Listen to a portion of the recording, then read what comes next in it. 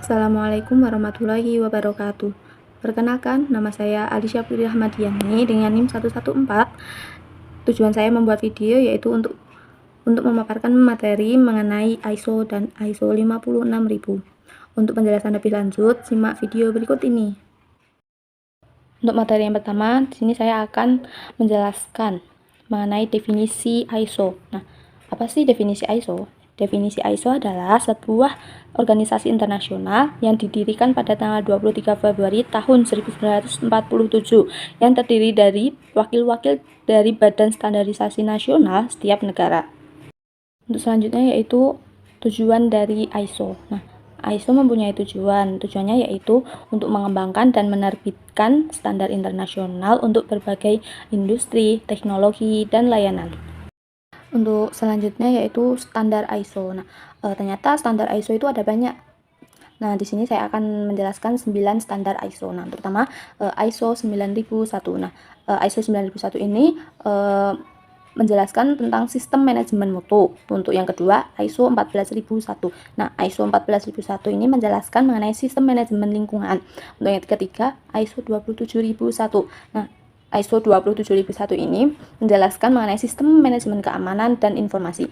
Untuk yang keempat yaitu ISO 45001, yaitu menjelaskan sistem manajemen kesehatan dan keselamatan kerja. Untuk yang selanjutnya yaitu ISO 22000, yaitu menjelaskan sistem manajemen keamanan pangan. Untuk yang selanjutnya yaitu ISO 50001, yaitu menjelaskan sistem manajemen energi. Untuk yang terakhir yaitu ISO 37001, yaitu menjelaskan sistem manajemen anti penyuapan. Selanjutnya yaitu mengenai ISO 56000. Nah, definisi dari ISO 56000 yaitu standar internasional yang dibuat untuk membimbing organisasi dalam mengelola inovasi secara sistematis dan berkelanjutan. Nah, untuk tujuan utama dari ISO 56000 yaitu untuk membantu organisasi menciptakan nilai melalui inovasi, baik itu produk, layanan, proses, dan model bisnis.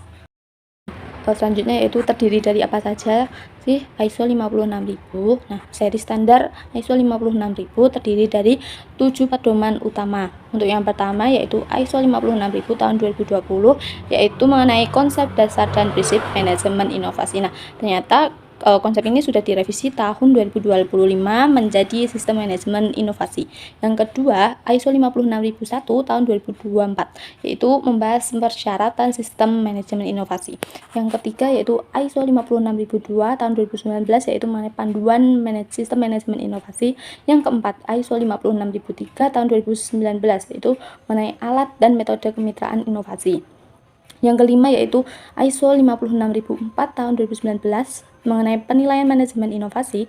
Yang keenam, ISO 56005 tahun 2020 mengenai alat dan metode manajemen kelayakan intelektual. Yang ketujuh, ISO 50006 tentang manajemen intelijen strategis. Yang kedelapan, ISO 56007 tentang manajemen ide, alat dan metode. Yang terakhir yaitu ISO 56008 tentang manajemen inovasi. Selanjutnya yaitu inovasi.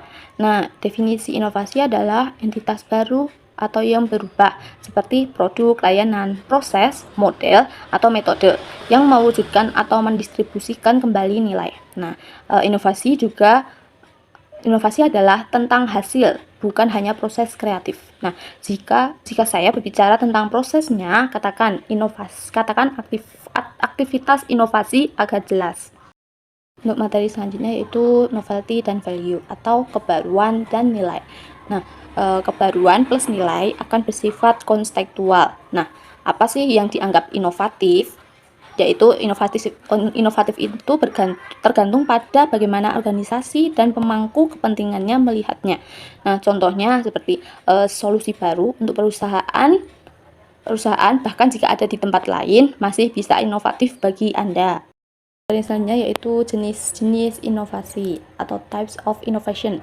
Nah, ternyata inovasi ini tidak hanya produk fisik, tetapi bisa juga yang pertama untuk sebuah layanan, yang kedua sebuah proses model bisnis, yang ketiga metode melakukan sesuatu, dan lain-lain.